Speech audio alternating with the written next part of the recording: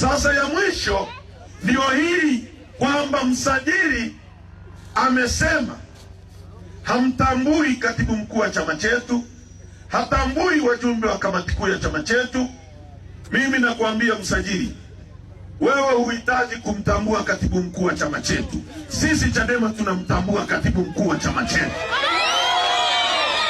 Huna uwezo wa kututeulia nani awe katibu mkuu wa chama chetu. Tunaelewana vizuri? Msimamo wa chama chetu, katibu mkuu wa chama chetu atateuliwa na mwenyekiti kama katibu inavyosema. Kama kuna mtu ana malalamiko, akate rufaa kwenye mkutano mkuu.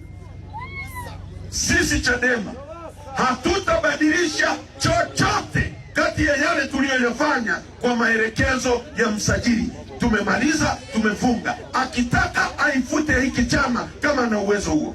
Sawa sawa Serengeti? Yeye mnasemaje? Yeye mnasemaje? Wangapi naunga mkono msimamo wa chama? Nyosha mkono kwa. Sasa wewe Jaji Mtungi, kama una nguvu ifute Chadema. Sawa sawa? Usitake kutupiga mkwara sisi.